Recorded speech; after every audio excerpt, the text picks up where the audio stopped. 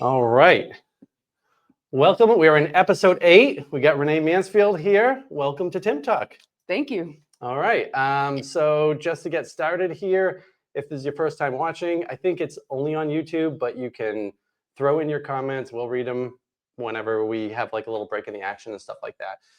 So Renae, you have a really interesting backstory, which I actually don't know much of. I mean, we've been hanging out here for the last like hour and a half or so, but I think I have so many things I want to get to with you, but I want to make sure I'm going to try to get to all of it. So let's start with your background, how you got into firefighting, and yeah, why did you choose this course? I mean, it's an interesting career path to take. Yeah, it's a loaded question. Okay. I'll try to give you the cliff notes.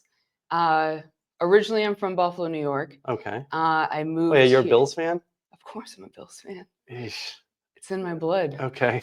Okay. God. I didn't realize, like, we're going to cut it right here. No. Should I kick you out now? But yeah, I moved here about just over 10 years ago, about 11 years ago. So yeah, interesting enough, I kind of, I've always been interested in firefighting and paramedicine, emergency medicine of that nature.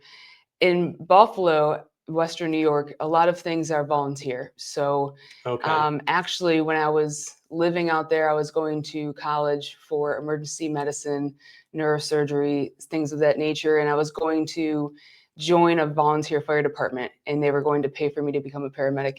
So things did not end up working out that way. Okay. So to fast forward, I ended up, when I did move here, because I was so naive, I didn't know anything about Massachusetts firefighting, civil service. I moved to Bridgewater, went to the Bridgewater Fire Department, asked how to become a firefighter.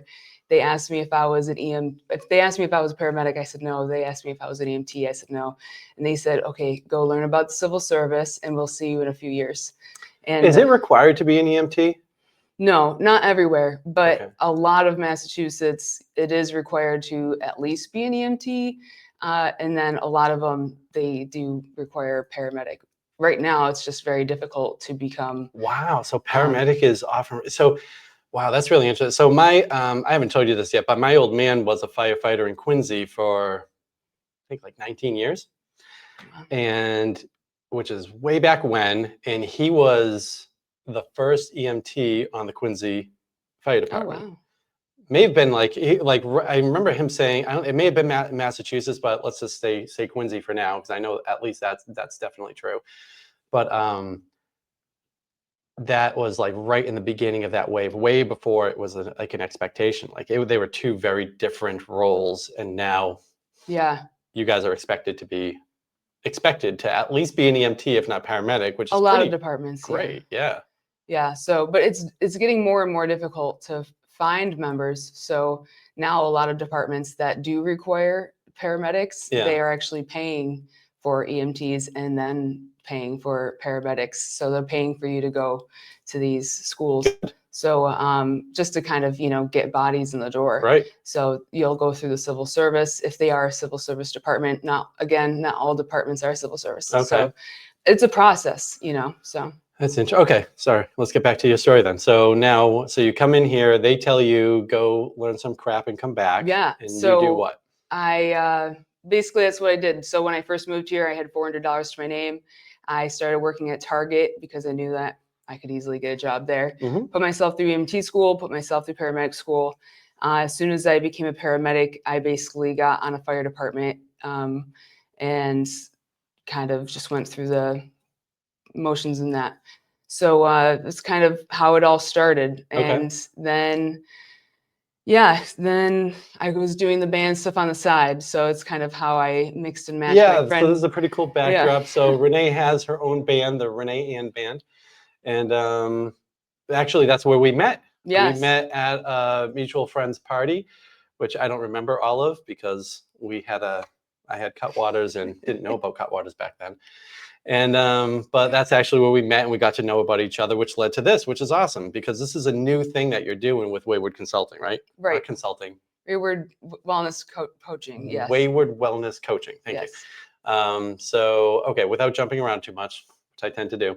Let's stay on the track here. So Right. now you have your first job, and Right. you're exposed to this. Now you must have, from your previous experience and the folks that you've worked with prior to that, you must at least have an understanding of, or like a basic expectation of what the job's going to be, right? Yeah. So, I mean, I was about 10 years between being a paramedic and on the fire department. Oh, So okay.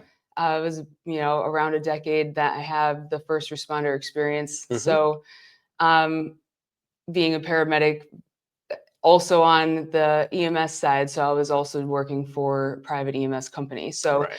it's kind of full gamut of getting EMS and the fire department. So which are two different animals in itself, Mm-hmm. right? So you have a corporation that really is out to gain money, Right. and then you have the civil servant that you're not really allowed to make money, but then you're also finding the fine line of politics over people. And there's so much politics in your world, Right. which is, I've only had one other episode where we got into politics, but this is going to be, for me anyway, fun. Maybe, I mean, getting into like how the relationship with like unions and like, whether you're in serving on as police or fire or like one of those private EMS type of companies, those agencies, all three of those are different animals that have a lot of similarities, but also they're unique and they have their different challenges, right? Right. And you now work with all three of them. Yeah. Well, except for, it's because the program is now working with police. So Yeah. you have, at the end of the day, a chief kind of has to be a politician, right? Because they're petitioning on behalf of needing to get funds in the Mhm. budget, and on behalf of the firefighters or, members of the police for the town, but also to the townspeople. And it's just you have to understand when you have to take a step back and realize all of the pieces that are moving, right? So when you talk about wellness, you have to just understand the stressors of burnout. Mhm. And there's a lot of conversations, and we can go to obviously in depth of all these Yeah. things, but as I was developing this program, I'm talking to first responders at the boots on the ground level, the mid-level, like captains, lieutenants, sergeants, and then also the higher levels of, what we call the white shirts and, the chiefs and the deputies. And there's all different levels of the burnout. So you have to understand that the burnout is going to come from the stressors of the top down and the bottom up, in the middle from the top and the bottom, Yep. squeezing the sandwich. So you can't just put blame on any one number of things, because you're just going to, you can't, it's just hard, because at the end of the day, you do have to have a full spectrum understanding. Right. And just to start, let's start trying to break this up to make it a bit more tangible for the audience then. So let me try my best as an outsider, and you correct me where I'm wrong. So everybody that's working in this field, regardless of what you're doing, has a lot of trauma that they deal with. Like trauma, so if anyone has had a rescue experience, it typically, for a normal person that's not part of your world, is a unforgettable experience. If you're like we're going to talk about that fire in Fall River at some point too, that the assisted living that just Right. happened a few months ago, or actually just 2 months ago, I think. We'll talk about that. Gabriel House, I think it was called, something like that. And we'll be talking about that. But like, when you have people who are in a situation like that, and they're on like the second story, and they're coughing out of the side of the window, they think they're going to die. They're convinced they're going to die, and they are saved by somebody, saved by a firefighter, because they use ladders in that rescue. It is an unforgettable. I was talking to somebody actually yesterday, and I have such a terrible memory. I can't remember who it was, and she told me that she had locked her. Oh, Chris, yeah. Well, it's that, but she once, when she was younger, she locked her dog in her bathroom, which is, of course, very trivial compared to a house fire. But still, for her, she was going through her emergency. It's emergency. They came in, they busted the door down in obviously a very safe way. It wasn't like the place was on fire or anything, and they got her back with her animal. But she never forgot that. I was telling her about this the show that we're going to do. And it's like, these are unforgettable moments for people. And when we look at, generally speaking, fire, police, EMS, we just see the end result and don't see what's behind it. You have unions that are pushing for like staffing, right? Because my understanding is staffing, especially in fire, is way under where there's supposed to be like 4 firefighters per ladder. Yeah, And we're looking gets at like a messy. 2 per ladder, typically, sometimes even less than that. Yeah. Sometimes it's like 1 to 3. If you And can even staff the ladder, yeah. so, which I think was one of the big pushbacks for Fall River. But like the unions are pushing for salaries, they're pushing for staffing, but they're not touching any of the shit that you're dealing with here. Like generally speaking, like mental health stuff is not a high priority. Right. And I think you can say the same thing in like folks that I know that are in police or even in the military. Like there's a lot of this there's a lot of expectations and concerns with the mental health side that we'll get into. And then on the other side, what you're talking about is there's a political place for the chiefs, right? Because they're not part of the union. They're Right. generally speaking, they're not going to be part of the union. You're going to have other members that are probably typically more frontline people or people with more experience that have been on the force for a while that are going to be the union reps locally. Is that typically how it goes? Yeah. Okay. So now the negotiation goes between, what is it, the city, the chief, and the union? Or is it just the chief and the union usually? Yeah, so it's like you have the union and then you elect the union board, Mhm. right? And so then you elect specific members to go to do the negotiations. So when you're coming up to a contract, and then they then are the ones that are speaking on behalf of the union that go and present with the chief and the selectmen or the town board, whomever the town calls it. And Mhm. then that's the negotiation team that is then doing the contract of whomever and whatever you are negotiating at that time. And they come up with how many firefighters we can have in Yeah, this city. basically Or, whatever the budget is going to sustain. So the the benefits, the salaries, the amount that you're going to have, and it's usually like per crew members, right? Yeah. So like usually it's running based off of like the department that I was at. So we'll run 6 people. We wanted 8 people, but we won't fall below 5 people. Mhm. Therefore, that's where forces and or mandates, sometimes nurses use that as like mandates. They'll say, we say forces. So that means the previous crew will be forced into the next shift Okay. and could be potentially forced into the following shift. So that's where you'll find that members will be forced from a 24 into a potentially 36 or a 48.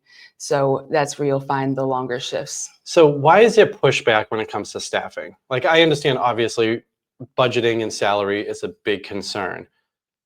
But if you're in a situation where you know you need to have four firefighters per ladder, for instance, minimum, and you're not even close to that, and then you have things that happen like what happened in Fall River, and there's many cases like that. Why is there pushback to get? Is it just about money? Is it just salary? I mean, I've never been at the top, right? Yeah. I don't know what those conversations look like Yeah. between the chief and the town, Mm. but from my perspective, it's really what it comes down to, right? They don't want to pay to have more staff. But at the end of the day, then you're just paying for overtime. Mhm. So what are we paying for? You're paying for the burnout of your employees and then their time and a half, Right. or you're just taking all of that time and a half and adding one more new person. Right. So you're paying in some way, right? Mhm. So either way, you're still paying. Okay, so let's get into where you step in. Now, I think probably before we get into, I mean, there's no better way to give an example of the burnout you're talking about, I think, than for you to share your story. Sure. Ready? Sure. Let's do it. So tell me, so I've read certain things about you. I don't know any of the details yet. I've read that you feel like you were at the point where you were sacrificing your life potentially, that you've had several surgeries. Obviously, I think most people in your position probably would have been like, screw this, I'm out of here. And I'm sure a lot of people have done that and have just left that sector and joined some other industry because they were done with this the situation. But if you could bring us in on your personal experience and the culture that you experienced, that would be pretty great. Right. So a few years ago, really at the height of COVID, I want to say maybe 2021 or so, I was starting to experience some severe burnout. I remember actually specifically having a conversation with a captain that I was close to. He was my immediate captain, just saying how I was having a lot of burnout. And we were having a pretty frank conversation. And he's like, what do you think that you should do to, mitigate this? And I was like, I don't know, maybe go into wildland firefighting or something of that nature. I just didn't know what I should do. And so he was really encouraging me to maybe look at different outlets or something of that nature. And so I was actually starting to pursue things like just different outlets of firefighting. And I thought maybe I was going to be starting to leave that specific department because I just thought it was EMS that maybe I was burning out. Like the nature of the job? The nature How do you of know that you were specific job. experiencing burnout? So I was just starting to get kind of irritable. Like I was exhibiting just signs of, I hated all of the calls, especially during like the tail end of COVID starting to open up a little more. Yeah.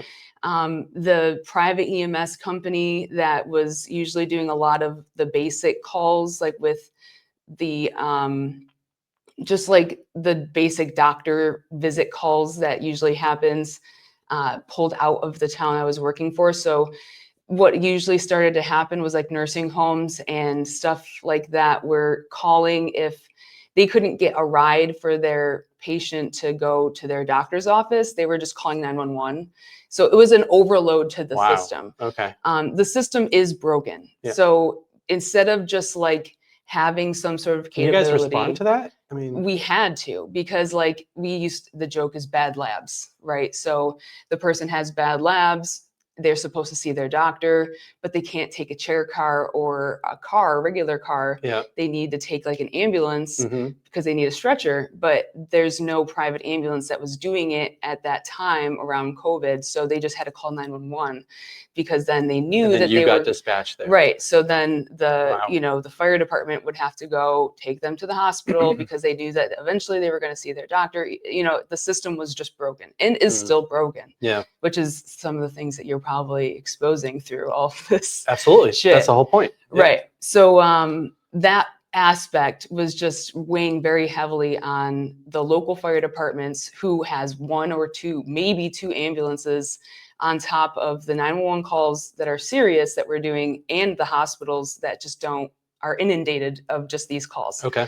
So that was getting very frustrating, on top of the politics, on top of everything else.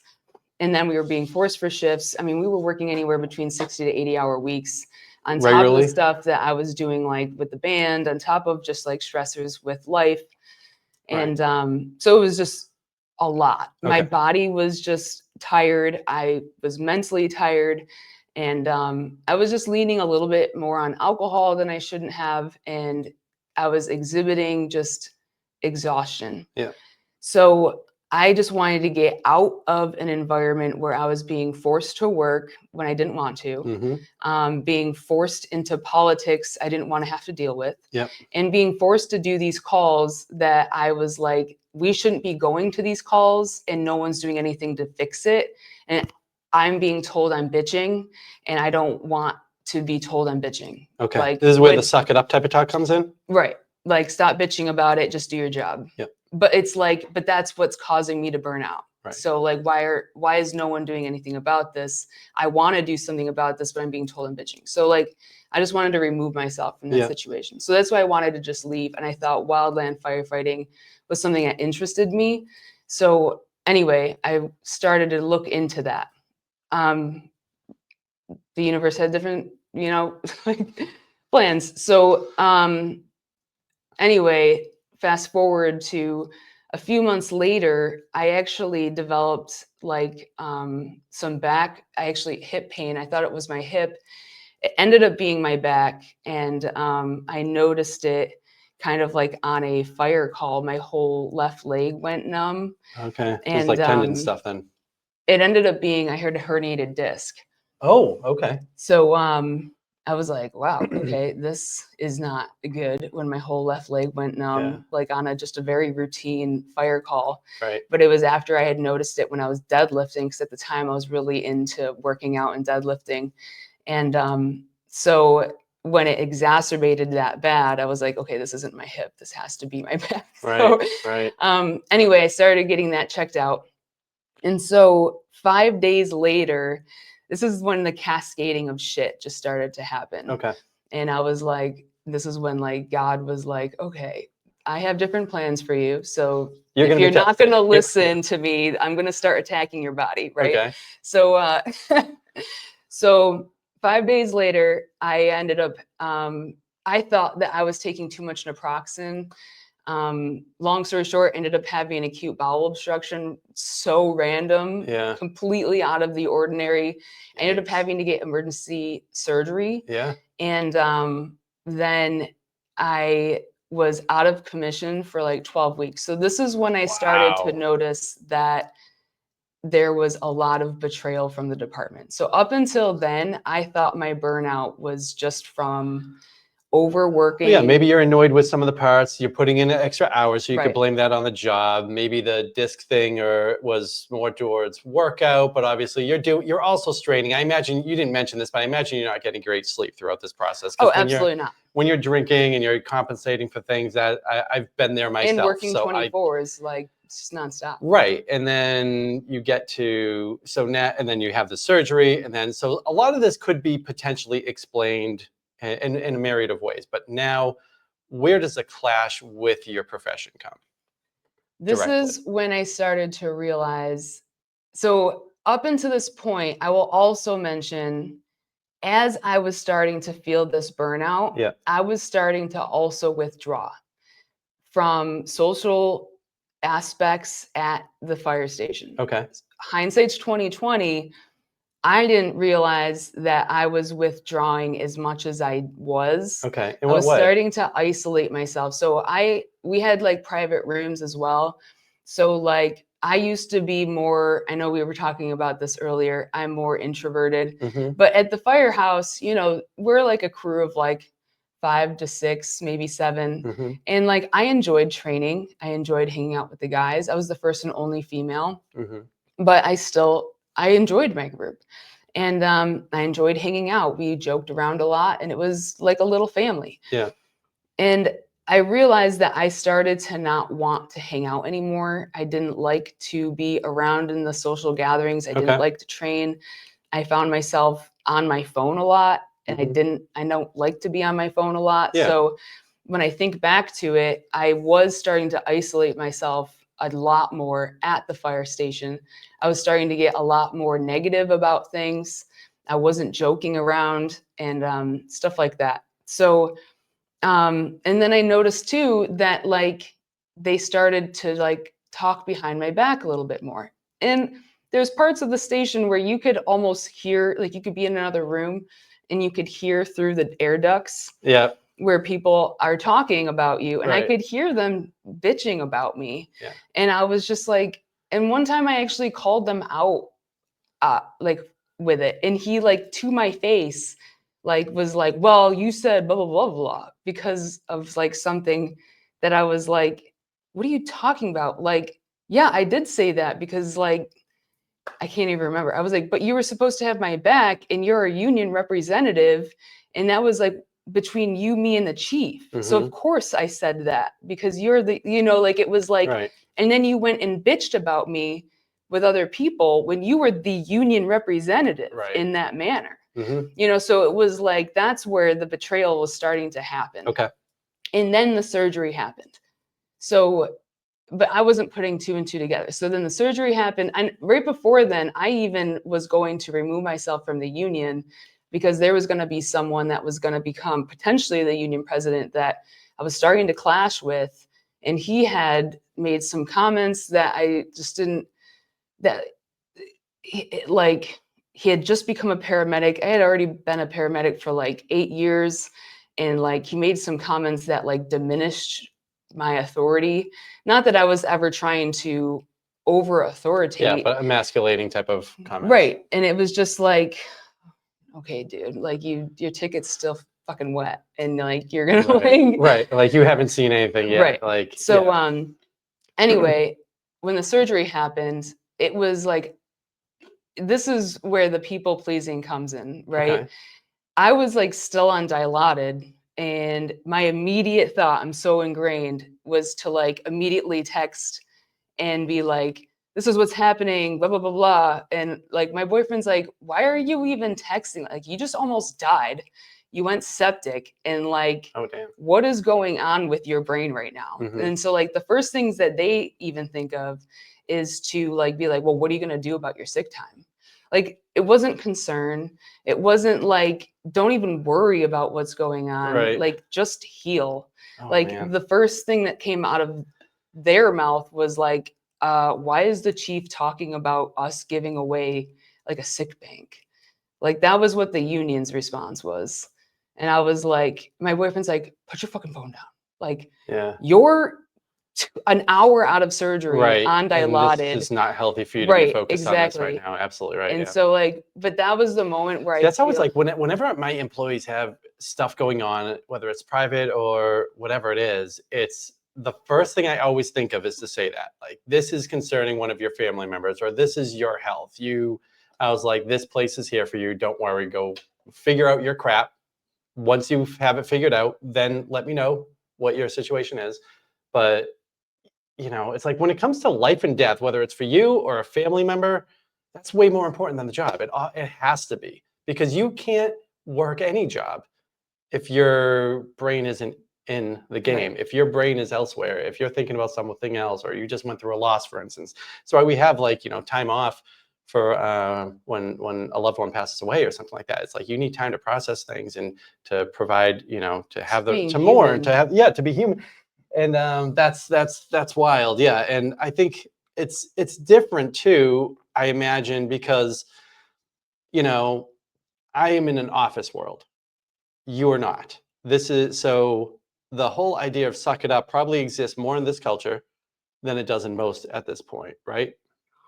I Yeah. mean, and you had mentioned, so you're the only woman that was serving there too. Did that ever seem to come up as a differentiator at all, or did they treat you like one of the guys? Or? Well, it's funny that so I actually thought that it would be a problem. Yeah. So at my very first apartment, I thought it would be a problem there because there was a lot of older guys.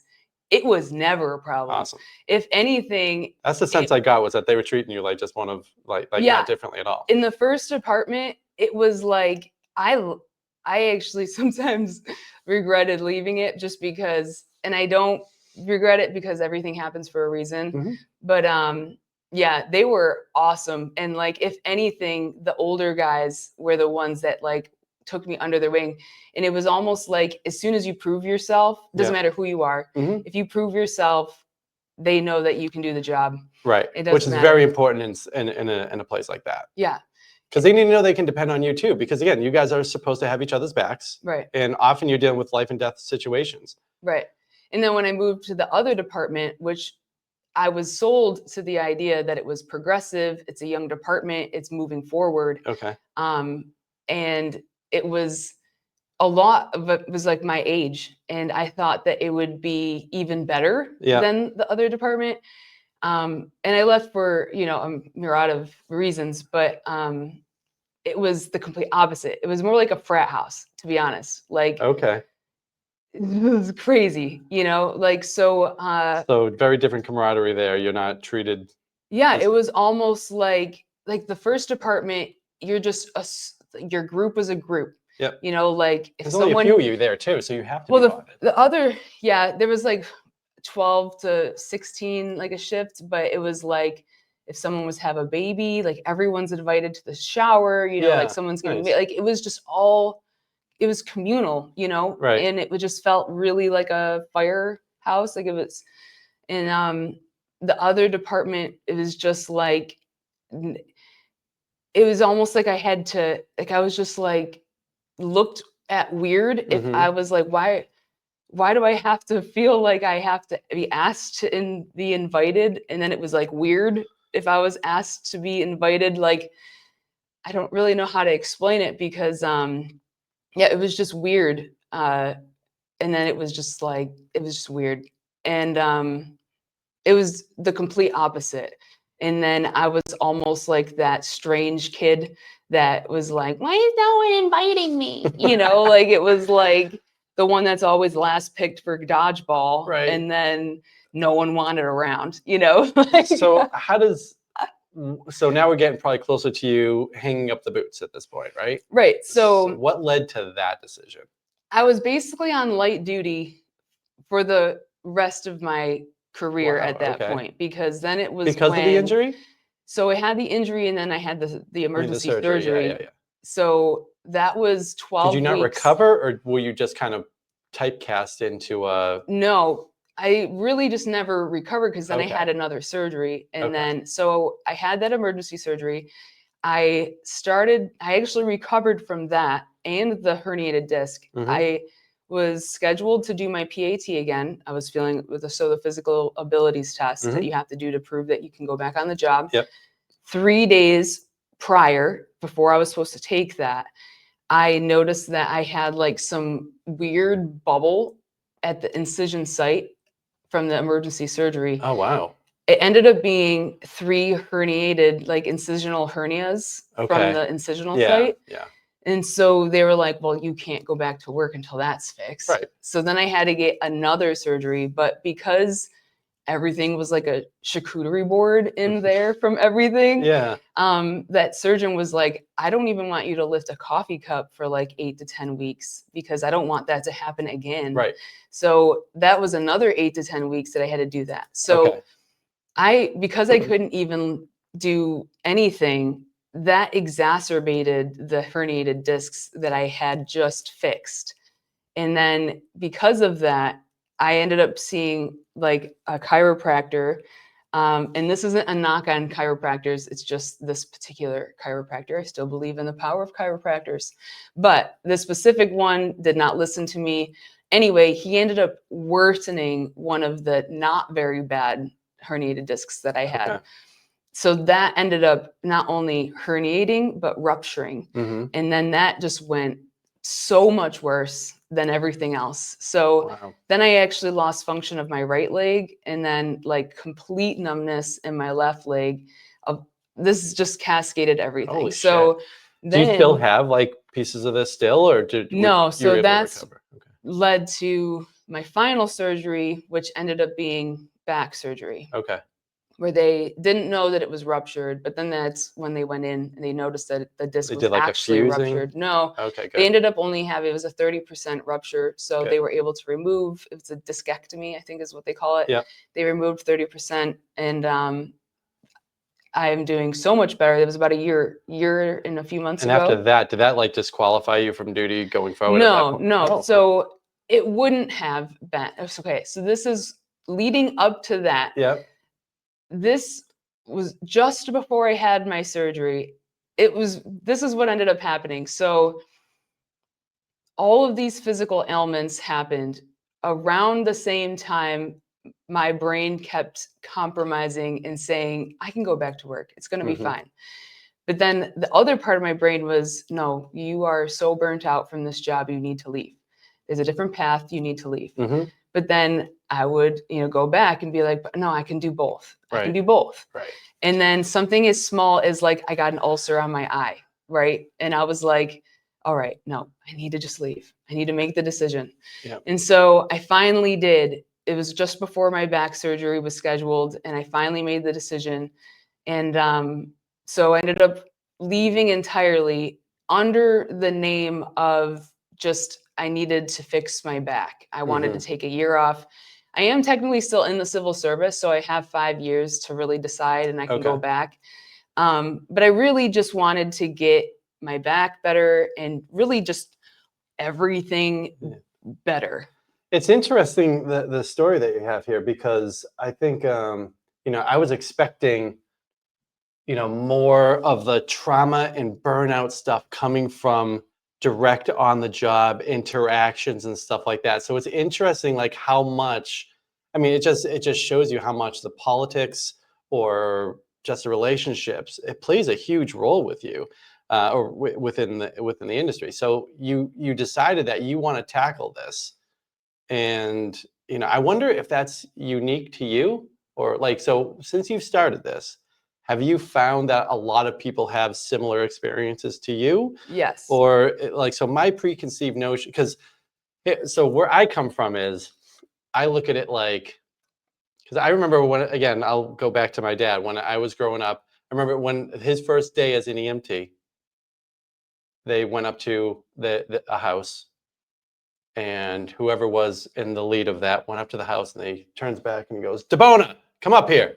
And so he comes up and he sees a woman who shoves a blue baby into his arms, because he was the only one that had any kind of training. Now he's like a 19-year-old kid getting a completely blue baby put into his arms. And I think he said, and it's different. And I talked about this a little bit at the end of last episode, because and the person I was talking about who works in hospitals, he's like, it's so different for us because we're there when it happens. Like when chest compressions need to be done, we're there in the moment.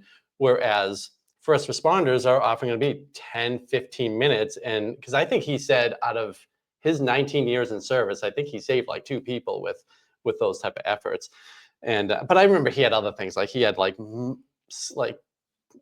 car accident victims where there were fires and having like literally skin melted into him and his gloves and stuff like that. And I just remember him like always coughing up into the sink and stuff. And I look at other things like the police suicide rate. And I mean, really across all, I mean, police is certainly, I think police is like twice the suicide rate as firefighters, 3 times what EMS agency folks are experiencing, but still all 3 massively higher than what you would expect from anyone who does not work in that industry. So there's certainly a lot of trauma that is received by you folks, like just in the normal job. In addition, so that's where I was expecting like a lot of like the folks that, so it's interesting how much this can also play a role, like the political side of it. Right. And this is how it is hidden, right? Yeah. I'm attributing all of my burnout to just all of this physical shit. Yep. And it wasn't until I fully left and really could reflect on, wow, this is actually what happened. But it took me actually removing myself from the situation to reflect and say, no, this is the cause of what actually forced me to leave. I left because of the betrayal, burnout, not because my back is injured. I could have just completely recovered from all these. I am recovered from all of these physical and you said ailments. You have time. You could go and back. I could go back right now. But now knowing what actually caused my burnout, I'm like, and that's why I started my program. And you asked me, have I noticed that other people have dealt with the same issues? Yeah. Yes, that's why I came back and did this, because when I finally realized what the burnout's root cause was, is when I realized why I needed to come back into this. So rewinding back until all of this stuff, when I was on light duty for about, basically a year and a half of my last couple years of my career, is when it really started to settle in that I am being like mentally tortured with all of this stuff. That's what the burnout was, because I had to sit next to a chief that is just very toxic, and that is the cause of what's going on. And that's why I developed this program that's more leadership driven, because if the leadership at the top doesn't know how to communicate, the whole thing's ruined. Everything falls apart. Right. And that's why everyone is burnt out at the bottom. It's not because of the PTSD. And honestly, and it's going to be hard, because you must have thought it was you at first, right? I imagine most people, when they get into those situations, they blame themselves. Maybe I can't hack it. This is what everyone deals with. And that's what we're told. This is normal. Suck it up. Like if you can't deal with it, maybe you're not. I got a whole thing to jump in on that, but go, finish your thought. But that's what we're told. Like if you can't handle it, then you're not meant for it, right? Yeah. So it's that whole mentality, and the whole mentality too, like this is brotherhood, I have your back. And then what happens when, you have that mentality that this is my brotherhood, and then that's the ultimate betrayal, you know, like Yeah. this isn't just my boyfriend cheated on me, which is bad, right? Yeah. Like if your significant other cheats on you. Right. But this is something completely different. If you have a group of people that is supposed to have your back when there's life or death situations, and you spend copious amount of time with them, you are literally eating, breathing, sleeping around these people, Yeah. and then all of a sudden they betray you. That is like a different type of trust and betrayal. Right. But I mean, like the analogy you're making is similar. I mean, we've all been through probably toxic relationships where, you know, the suck it up thing goes beyond just what you experience on the force. You also have, you know, like, you know, gaslighting in just little personal relationships and stuff like that, whether it's friends, family, significant others. I mean, I think everyone's experienced that. And when they realize, like, oh my God, it hasn't been me, it's been this person the whole time, it's like you just have this epiphany, like, this is over. I need to end this relationship and stuff like that and move on or whatever it is. And but I imagine it hits very different. Like, so I was talking to somebody just recently too about the military, and there's certain similarities you can make. So there's a lot of this, you know.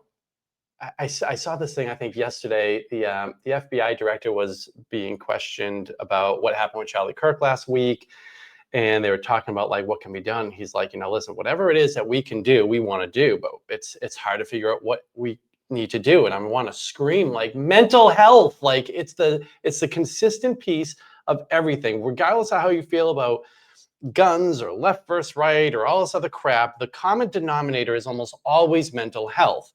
And when you're in a position like whether it's military, police, fire, you know, and again, I'm speaking from the outside here, but here's what I see happening.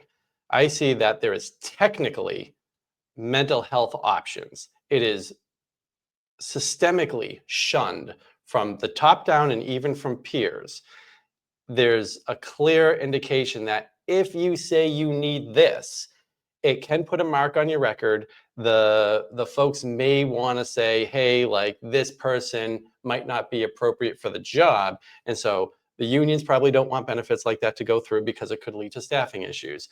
And people don't want to speak up because that could also put a mark on them and start changing things. And the reality is that everybody probably could benefit like from counseling services, period. Like I'm sure a lot of people, I don't care if you're like me and you have a desk job and you just need 1 hour of your week to scream so that you don't go off on a random person at your work and make an ass out of yourself. But there's probably people that are like first responders who are going to lose it in a very inappropriate way on the scene or something like that because they haven't had this. And maybe there are certain people that shouldn't be first responders because of this. And that makes it like, I feel like there should be so much more. If like someone put a blue baby in my hands and I'm not getting any kind of like counseling after that, or at least someone checking in to say, bro, like let's chill, let's you know, you can maybe take a day off to process what just happened. You know, it's your first day, you're a kid basically yourself, and you just went through this is going to be kind of tough to process. Like there should be, and I know they have certain things, like if like a police officer fires has a discharge of their firearm, there will be like a mandatory, like you have the rest of X amount of time off. There will be like a check-in. But there needs to be so much more. It should be, like, in my estimation, mandatory for there to be check-ins so that we can make sure that people are mentally healthy that are out there, and it shouldn't be a mark against you. Right. There's so much to unpack. I know. Right? I'm sorry. I just had to hit the soapbox No, here no, no. because that is what pisses me off. So, like the fact that there are still industries that are looking at mental health like a weakness is insane to me, because like I thought that shit would change after Columbine, and I was in high school when that happened. That was what we're at next year will be, what, 30 years? I think it was like 96. Yeah, and you're an old fuck. Yeah, I am. But like I would think by Yeah. the time I became an old fuck, I would have seen some change, but we don't see, if anything, we're seeing cuts right now in like essential mental health services. So like things that happened like last week and like how what we've seen so many things like this, and I'm honestly surprised we haven't seen more shit like this because it's the issue is not being addressed. So a lot of unpacking ahead. here. So I will say this: there has been some changes, and there has been acknowledgments. Whether they're the proper changes is a different story, right? I will say also that ironically, law enforcement tends to be like, especially when I've been talking to different chiefs and police side, tends to be more receptive in really anything. Like they just want to find a way to fix whatever is broken.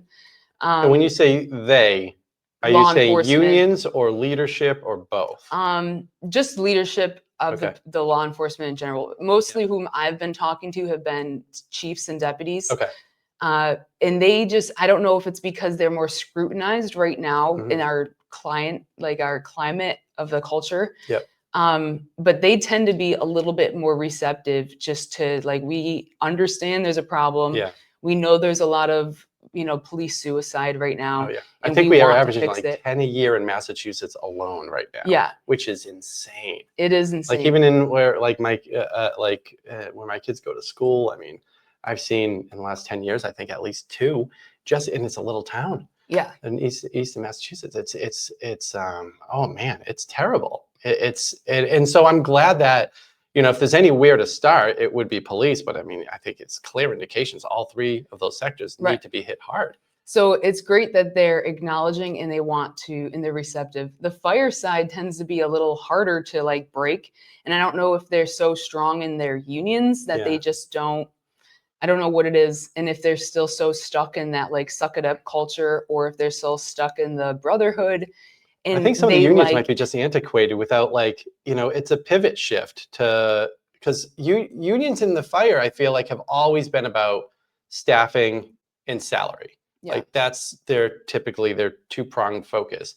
Whereas other crap, not that they don't care about the other's crap or that health doesn't matter, but the part that we're talking about, the part that you're addressing, the burnout part, there should clearly be, a budget allocation specifically for burnout, counseling, right? All, there needs to be that needs to be maybe not the majority, but it has to be in those, not just those conversations, but like I imagine they're in those conversations and eventually they get negotiated out of the deal. Well, which leads to another portion of the issue, right? So like, well, what are we addressing? What wellness is? Yeah. So is wellness, when you think of wellness in this industry, the majority of people just think of PTSD, right? So right, yeah. But that's not really the root cause of the burnout. Which I'm shocked by, but right, because when you really think about it, okay, it sounds really callous, but we're just a different breed, okay? I don't know why or how, but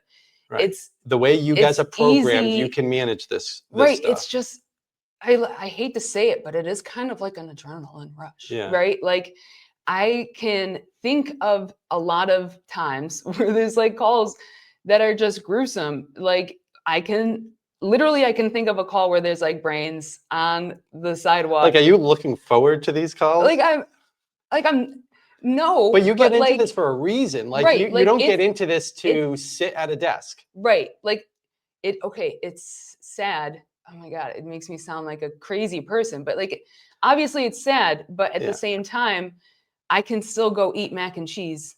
Like, it doesn't. No, I can tell you the same thing happens on the med side, because the thing too is like, we have to make, and I'm not a clinician, but like, I know a lot of my clinicians very well, and they make jokes about things that that you and I would be like, whoa, that seems so callous, like you're saying. But sometimes it's a very healthy way to compensate for the things that you're exposed to see. Sometimes it's just part of your makeup and stuff like that. Because if you're going to know that you're going to see crap like this, you need to be made out of something that allows you to do that. And there's certain things that do affect you in different ways. So like what might affect you and cause you PTSD Mm-hmm. might not be the same way. So like, Absolutely for true. example, something that sticks with me, the calls that stick with me personally, Yeah.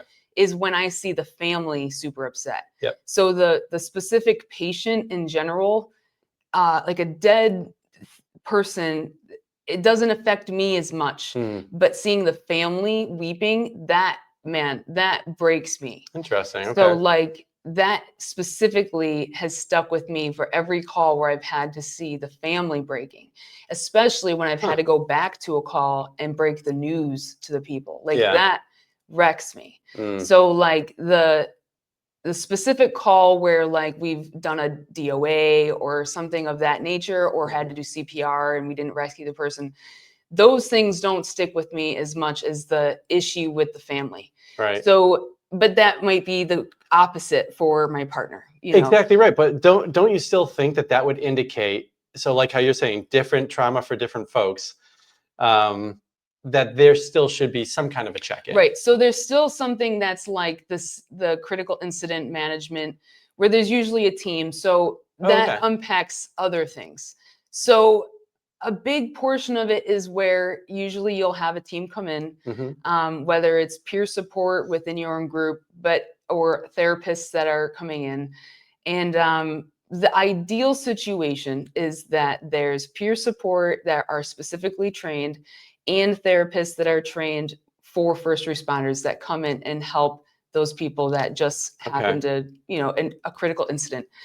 What doesn't usually happen is follow-up. So that's a huge missing piece, something that you were kind of, touching on. And so it's something that I integrated after doing a lot of market research with talking with different first responders in my own experience, that I integrated into my own program, which is why it's over a course of a year, because follow-up is so important. And I feel like it that's has to be the missing proactive. piece. You can't just wait for people to reach out, because you're going to have, like, I'm one of those suck it up people. Like, if you don't know what's going on with me, you're not going to know about it. Like, unless you know to ask me or something like that, I might be pressured to open up about stuff, but for the most part, I think it's a largely male dominated field. Men often are wired that way, to like suck it up and deal with that type of stuff.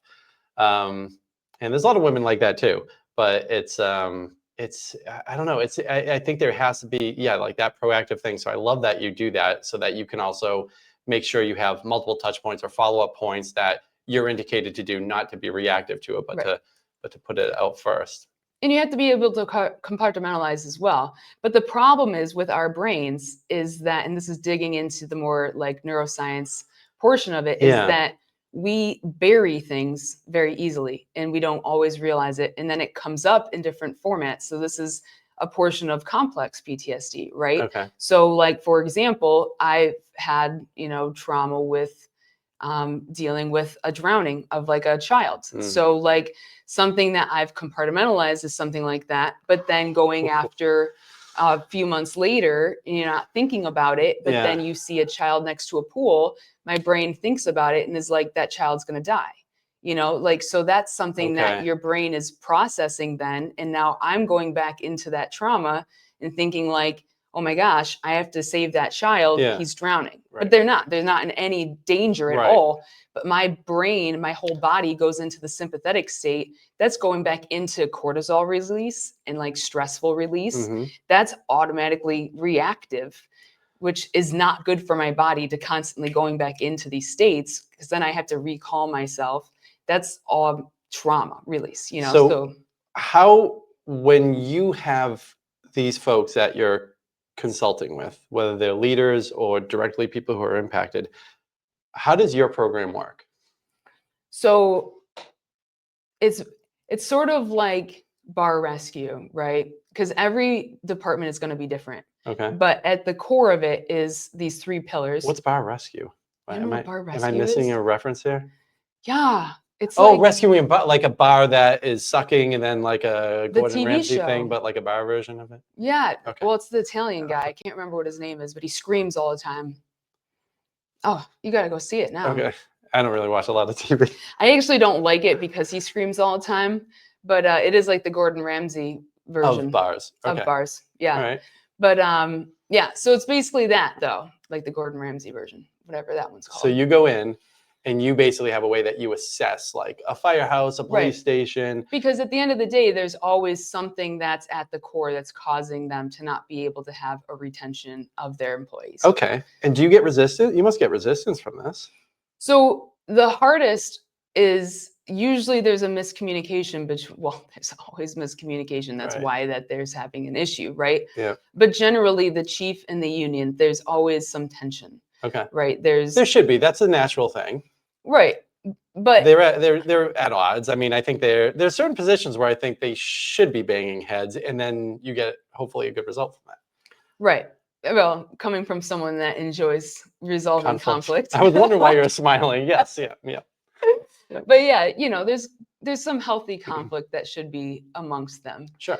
But at the same time, generally it's not always so healthy. Sometimes it can be really terrible, right? Yeah. Like we're to the point where they're almost afraid. I've had some conversations where the chief is almost afraid to even present me as someone because they're afraid that no matter whom they present, the union is just going to hate it no matter what. Right. Just because it's from the chief. So Okay. like there does Yeah. become almost some sort of toxic relationship where it's a pissing match Yep. back and forth, That right? makes sense. So there comes a point where you just have to come in and assess the issue, but it's a trust, right? So I have to go in and talk with the union and talk with the chief and just present really what it comes down to is there's 3 pillars. So we have the tactical performance reset, which really just ingrains the fact that there's a strong connection between the physical and the mental. Okay. So I'm also a personal trainer and holistic nutrition coach, but I also connected with a strength and conditioning coach. So we developed just a physical portion that helps mitigate injuries, but also stresses the importance of nutrition and physical. Great. And also adding in financial too, because that's a huge issue. Wow.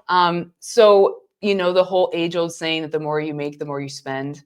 So the problem is that, especially in Massachusetts, but throughout the nation, it's not always the case, but first responders can tend to make a decent amount of money depending on where you live, especially if you're working overtime. But if you are making more money, you are tending to spend a little bit more money. And sometimes first responders don't know how to really manage that much more money. Okay. And so if they are... So what, you see that materialize eventually as another system, another it's definitely symptom another of burnout? stressor. Right. Oh, interesting. So we added in another element, which is a financial advisor that's free to them. I was going to ask you that. Yep. So it's just another element that they can have as a resource. Wow. So and also he helps them like for their children's college funds, or like if they ever want to add like our IRAs or anything of that nature to help teach them investments or anything that they want in the future, which is not something that we are really as a general population not taught, especially as first responders, because a lot of us are just thrown into the mixes. Into not even just that, but also like even with the union mix that you're talking about, like a lot of people are promoted, like a lot of first responder institutions, promotion is, and you see this actually, this is actually probably an industry-wide type of thing. A lot of people get promoted into positions based on tenure. It's like, oh, this person's been here that long. You know what? Our union leader just retired or whatever. You've been here 10 years, you're next up. Where that is, and you see this at all sorts of companies. I see it in my industry a lot, and it's like, that is so irresponsible. You have so many people who do, even just the idea of like going to a supervisory or a managerial position, you do less day-to-day work, you do a lot more thinking, it's more cerebral, it's a lot more stress, because you're dealing with having these difficult conversations you always have to have with people. So not everyone's made for that. And just because you've been at a place for X amount of years doesn't mean that, you could have some, because it's a different way of thinking and it's a different type of stressor. Like how you're talking about, you can see a dead body. And for me, it would be like, holy shit, that's a dead body. You have some people that would be able to, even if they were only serving for like a few years, they might just naturally be a better person to work with leadership and manage folks and represent the union than someone who's been there for a while. So, but I know like institutionally, it happens a lot more based on how long you've been there. And nobody gets, I imagine, nobody serves in any of these roles like and drives to be part of any of these organizations to be a union rep. It's something that is like, oh, someone has to do this. who's going to do it? We have to deputize somebody to do this job, and they're now that person for X amount of time. And you know, it's not typically people's first responsibility, nor should it be. Your first focus is going to be on helping people, I would think. You'd think that, Yeah. but not always the case. Okay. Yeah. So another portion of it is the leadership drive. So with that, another third. So I also have the mental health portion kind of woven into that. That's where we develop the mental health or work with whatever they have, Okay. which is what we were kind of talking about Yeah. with the critical incident management. But leading into what we were just talking about, the third and most important aspect of my program is the leadership development, because we do tend to do not necessarily promote because of tenure, but we promote in the first responder world task doers, right? So something that we have lost, and it's something that I've actually had a lot of conversations with. I just went to a recent conference for the International Association of Fire Chiefs down in Florida. And I wanted to really ask them as well, like the chiefs across the nation, to see if my own theory was correct, if we've kind of lost mentorship throughout the fire service. Okay. And it's kind of the general consensus as well that they also agree mentorship is kind of just, it's a huge portion of what the fire service is. Yeah. And it's been lost throughout the last, you know, decade or so. Because we tend to basically develop task doers, right? They're very good at doing tasks. They're very good at taking tests. They're very great at passing the civil service exam. Okay. But we're not good at training them how to be leaders. So just because you are great at doing the civil service exam and great at, you know, getting a degree from Columbia Southern University, right, doesn't mean you are great at becoming a lieutenant or a captain or, you know, chief for that matter. Yep. So it doesn't make you a great leader, which is kind of what the predicament that we're in right now, because that's what's causing the burnout. You don't know how to communicate. You don't know how to have those hard conversations. You know, this portion of my program is actually based a lot about, I don't know if you've ever heard of, he's a former Navy SEAL, Jocko Willink. I don't think so, no. The guys love him in the first responder world, of course, because he's a former military, but he stresses, and he has this program called the EO Academy, and he stresses something with leadership as relationships. So he has this thing called leadership capital, where you have to always be depositing into leadership capital, whether it's communication via text message, email. So you're always just depositing, whether it's just asking how someone is in conversation, getting to know someone. You don't have to be best friends with the people that you are in leadership over, but you do have to have good communication with them. You do have to have a relationship with them, because you are going to have to ask them to do things they're not going to want to do. It's really true, because I remember like 10 years ago, I had this person that was running one of my departments, and I could always count on her. And so eventually I stopped doing like check-ins. We would still do like a yearly review, but even that, for the most part, she'd like kick butt. And then there was one yearly review where like a month or two afterwards, something traumatic happened in her personal life that she didn't share with me or anyone at the job. She drove her department into the ground unbeknownst to me. Like, so it was just tanking for probably like 2 or 3 months. And like, once I realized what happened, it was one of those, you immediately need to be terminated. It was like, she was just not competent, was hurting the company, like just torpedoed this whole department. I ended up having to deputize somebody else to build this thing back up from scratch, apologizing to clients, making sure I have those regular check-ins, like at least monthly. I'm touching base with people, because you don't know what else is happening in their life. Like how you were saying, it's not just what's even happening there. There's this whole other part of life in our personal world, which is sure as hell not any easier than dealing with work. Life is tough. So you never know when someone's private life is falling apart too. Something traumatic happens to them, and you know, how do you best, you know, so that's why I love like things like FMLA and things like that, that you can have somebody take a break, take a time out, and take care of whatever it is that they're dealing with. They can stay compensated, keep their job, and be able to return to it. But, we have, how are we doing right now? Oh, we just hit 12 o'clock. There's like 1,000 things I meant to get to, and I knew we were going to run into this.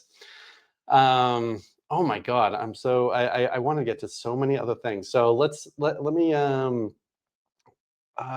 get to one more thing. I mean, I did really want to hit the whole assisted living facility fire that they had over there. You're familiar with that situation over in Fall River? Yeah, I somewhat? know the bits and pieces. Yeah, so I think it was like a 5-alarm fire. I think there were like 70 residents. 9 of them immediately were pronounced dead, and I think 1 later succumbed to injuries. Several firefighters got hurt. There was like 6 injured firefighters on that, and I think they were calling everybody like, get up, get your ass in here. We have a serious situation. And I don't know if I don't think they've even solved. They were saying, I think the source of it was either from an oxygen tank or potentially from some smoking materials. I don't know that they ever actually figured that out. But what you had was like every fire code had not been held up to standard. So you had things like blocked exits, an elevator that had not been working for a long time, just not checking in on like there's so many oxygen tanks there, and those can go.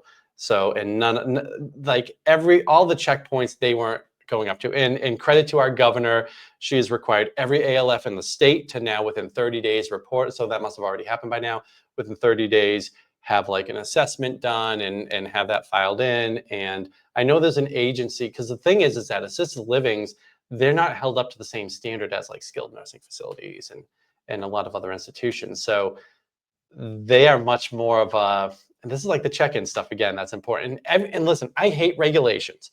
I hate regulatory bodies. But then something like this happens, and then the government has to come in and be like, you can't take care of crap, so here comes the red tape that you guys always hate. Right. And so they come in and they'll say like, so now, and I hope, I think there's I'm not going to comment on where we're at right now, because I think the agency that governs assisted living facility, it's not the Department of Public Health. It's a different agency that just deals with those folks.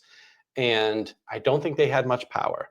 So I don't know, but it was like voluntary to report. There are no inspections there historically or any requirement like mandated things. It was just like, you should send in a report yearly of like a fire check for these type of things. So I imagine and hope that they get more power, and they'll be like doing surprise inspections like a lot of medical facilities have. But really, any facility should have that stuff, because that's how those things happen. Like those fires that have happened. Like I remember that nasty one in Providence, like, I mean, years ago, that nightclub fire where. Well, so for example, in the town that I used to work for, we had a fire prevention officer. So we had a paid fire prevention officer that would have a list. And I know specifically this too, because when I was on light duty, I had to help him develop like an actual scheduled list. Yep. Where he would then go around, scheduled yearly, and actually like on there was like the nursing homes and stuff. Or yearly he would have to go around and check off all of the required things of the state and all that, things. So yeah, it's like, what does Fall River have? Do they cut budgets? I know that they do cut a lot of budgets. Immediately, So it's the union saying this is the fault of the mayor. Right, they cut the budget, so they don't have the staffing, and they don't pay for a fire prevention officer. And then that's actually the the Fall thing. River mayor is someone I'm trying to reach out to too. I have to connect with him soon. Or no, not the mayor. There's someone that's running for mayor right now against, I think, the current mayor that might be coming on a show soon. But yeah, I think that's where like it went instantly into a fight with that. And like, yeah, so how like and I know like we already talked about this, but that would be something I would definitely need to bring up if I do get that gentleman in here about, I'm sure there's a lot to it, because no one's going around being like, I want to be under recommendations for these ladders. I want to have it at like half the amount of force that we are recommended to have. I'm sure no one's saying that. I'm sure there's certain reasons or whatever it is, or where they're allocating budgets. But I always do like to dig into that, because especially in politics, there are rats everywhere in politics. So it's like, is there something that's going on? And it's not just a Fall River thing. I mean, Fall River has had so many challenges. I feel like in the last 10 years, they've been in the spotlight for so many different things. But, you know, it's something that, like, I think normally people don't process, don't understand, like, what is the current level in your town or city. And I think it's, at least in Massachusetts, from what my research was, is that it's across the board understaffed massively. Yeah. Like that, having 2 to a ladder versus 4 is almost a standard. It seems like that, you know, everything is basically half Right. staffed. Well, it's like, what are you paying for, right? Like I said in the very beginning, you're going to be paying for something. So what are you investing in? So like, are you going to have a budget for wellness, or are you going to staff more people? Because if you staff more people, then you're going to mitigate the burnout, because you Hmm. don't understand that the burnout is actually coming from the day-to-day activities of shit Yeah. that's going on, because Yeah. you're forcing them to overwork. Yep. You're forcing their bodies to the extreme. Yeah. You're forcing them to eat like shit and to not sleep, and you're forcing them Oh my God. into just like rearranging their schedules all the time, to Yeah. forcing into hours they don't want to do, to have these conversations with their spouses that they don't want to have, Hmm. to miss out on things for their children. Yeah, Like they those get are the shit in day-to-day the every shit. direction. Right. It's not the random DOAs that they go to every few months or once a year or whatever. It's the day-to-day shit that they have to get forced into, because you don't want to pay for an extra couple of bodies that they're just getting paid. Well, they're like, oh, well, you know, I'm getting paid overtime, Hmm. you know, but that doesn't matter, because they're missing their, you know, child's first horseback riding competition or something, you know, like, so. Yeah. I think that is probably the best thing that's been said on this whole show here. That was an amazingly well said. And I've always thought, like, I used to have overtime at my place too, and then but that it's a killer to the budget. And so I would always look at overtime as like a failure of staffing personally. I know that most people in towns don't want to pay double. You know, they see like the officer on the side of the road and they're just like, that guy could be replaced by an orange cone. Or if it's in a particularly difficult traffic zone, it's like, why is that an overtime situation? Why can't we have better staffing? Because it's literally, I think, double time that they make or something like that. So it's and you're right, from the mindset, even if somebody does want to earn an extra buck, it's better it's better for them to have some kind of priority going to mental health. There has to be a better conversation and more attention given to it. um, I'll give you the last word here. If you have anything else that you want to put out there about what it is that you're doing, you can plug your band. You can plug what it is that you're doing. Like, where would people go if they need to? Let's say, because I'm sure we have some first responders watching. We don't have any comments, so if anyone's on YouTube, throw your comment in now if you want to get a response.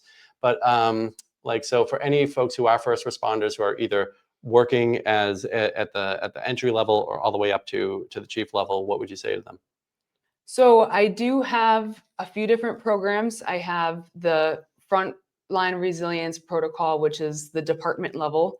So that incorporates the police and fire departments with quarterly leadership check-ins. That's the follow-up that I was talking about. Hmm. That is the most important when it comes to department as a whole and trying to transform the Yeah. culture. And then I also have the one-to-ones, which if you're a first responder that wants to learn how to mitigate burnout and kind of reset your nervous system at a individual level and learn how to do it while you're still amidst kind of the whole chaos of the job. Hmm. I do that as well. And then if you're not a first responder either, but still want to learn how to do burnout mitigation or learn how to deal with the stressors of life in general, all of this can be found on my website, which is waywardwellnesscoaching.org, or any of the social medias, Facebook, Instagram, LinkedIn, any of that nature. And if you just want to de-stress and have nothing to do with stress, burnout, or any of that stuff, you can go find my band in South Shore, Massachusetts, Yep. or There you online go. as well. Do you have a website for the band? Yeah, the band is reneeandband.com. And Renee is Rene. Reneann band, or the social medias as well, Facebook and Do you Instagram. still do nutritionist stuff? Can you do nutritionist stuff? Yeah, for I people? can You also physical- do, physical strength training, and nutrition as well. That's all incorporated into my program. I'm actually going to be coming out with a course that's kind of a mix between confident communication, like getting rid of your self-talk, negative self-talk, and mixed with kind of God, nervous I system think I need to sign up regulation. for that. So that's in the development and coming out with an email list. So that'll be coming out. So you can follow me on the social medias if you want to learn more about that as well. But that's in the works right now in the moment. Okay. But yeah. Well, I just want to say thank you for all your service. In addition to coming here as a guest, thank you to all the service folks that are out there. I have a lot of respect. I was raised by a firefighter, and I certainly have a lot of respect for the folks who serve us, all the public servants out there. So thank you very much for coming here. I really Thank you for appreciate having it. me. All right. Next week is in flux. We had a dropout, so we've got a couple people that we're trying to line up. So stay in touch with the socials. I know in a couple weeks we have Don Corey, who is also doing like coaching, but in a very different way than Renae. And just, we're going to keep at it to bring people in who are doing things that you might not realize are available out there. And it's a lot of good stuff. So more to learn here. Last look for comments, no comments. All right, guys, we will see you next week.